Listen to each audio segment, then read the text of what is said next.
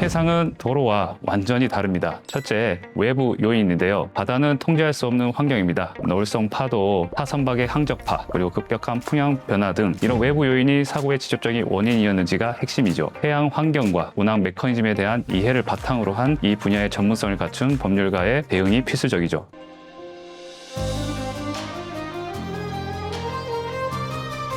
법정에서는 치열하게, 의뢰인에게는 친근하게.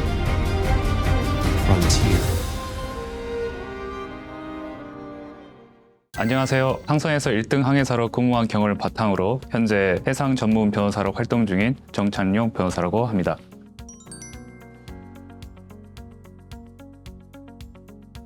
오늘은 해상에서 발생하는 형사사건, 그 중에서도 가장 흔하게 발생할 수 있는 업무상 과실치상에 대해서 알아보기로 하겠습니다.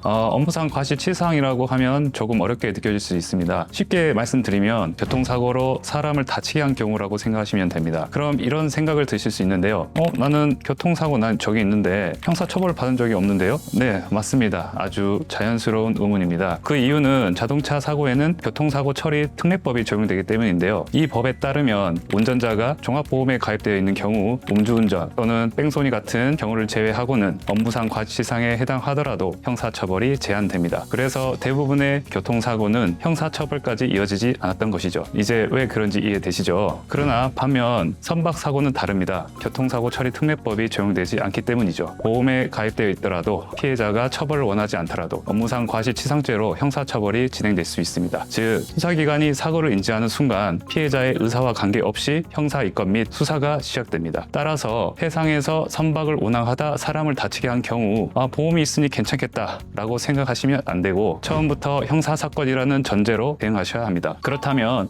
이런 경우에 어떻게 대응해야 할까요? 우선 업무상 과실치상죄는 형법 제268조에 규정되어 있습니다. 조금 정확히 보면 이 범죄가 성립하려면 세 가지가 필요한데요. 첫째로 과실이 있어야 하고, 둘째 상해 또는 사망이라는 결과가 있어야 하며, 셋째 그 둘 사이에 인과관계가 있어야 합니다. 그런데 결과는 이미 발생한 상황이기 때문에 실제 수사에서는 결국 이 사고가 정말 항해사의 잘못이었는지가 핵심이 됩니다. 특히 선박 운항 중 승객 등에게 상해가 발생한 경우 항해사는 자신의 운항상 과실이 존재하지 않는다는 점 또는 불가항력적인 사정으로 인해 사고를 회피할 수 없었다는 점을 구체적이고 객관적인 자료를 통해 입증할 필요가 있습니다. 나는 과실이 없었다 또는 이 사고는 피할 수 없는 상황이었다 라는 등 단순한 말로는 부족합니다. 항적 기록, 기상 자료, 그리고 운항 상황 등 객관적인 자료로 설명을 해야 합니다. 그런데 문제는 여기서 시작됩니다. 해상은 도로와 완전히 다릅니다. 차선이 있는 것도 아니고 CCTV가 촘촘하게 있는 것도 아닙니다. 객관적인 증거 확보 자체가 어려운 환경이죠. 여기에 더해 조류, 풍향, 사고, 선박의 관성 등 이런 요소들이 동시에 작용하면서 사고가 발생합니다. 즉, 사고 원인이 단순히 운전자의 실수 하나로 설명되지 않습니다. 그래서 해상 사고에서는 저는 주의를 다했습니다 라는 말만으로는 부족합니다. 왜 사고가 발생했는지, 그게 정말 피할 수 없는 상황이었는지를 해상 환경 그리고 선박 운항 원리까지 포함해서 설명해야 하는 것이죠. 이를 정리하면 해상 사고에 있어 형사 방어를 한 포인트는 정확히 세 가지로 정리될 수 있습니다. 첫째, 외부 요인인데요. 바다는 통제할 수 없는 환경입니다. 노을성 파도, 타선박의 항적파, 그리고 급격한 풍향 변화 등 이런 외부 요인이 사고의 직접적인 원인이었는지가 핵심이죠. 두 번째 방어 포인트는 안전 조치입니다. 사전에 구명조끼 착용 안내, 그리고 이동에 대한 제한 등 이러한 고지 의무를 다 하고 안전 조치를 충분히 했는지가 중요합니다. 세 번째 방어 포인트는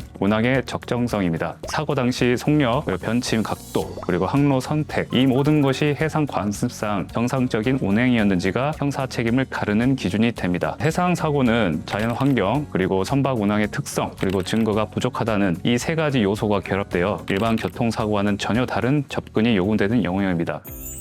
따라서 이러한 사건에서는 단순한 법률 지식만으로는 부족하며 해양 환경과 운항 메커니즘에 대한 이해를 바탕으로 한 이 분야의 전문성을 갖춘 법률가의 대응이 필수적이죠. 같은 업무상 과실치상이라도 도로의 사고와 바다의 사고는 전혀 다른 사건입니다. 꼭 이 점 명심하시고 해상 사고가 발생하였다면 꼭 전문가의 도움을 받으시길 바랍니다. 이상으로 지금까지 영상을 시청해 주셔서 감사합니다. 저는 다음 영상에서 또 찾아뵙겠습니다. 감사합니다.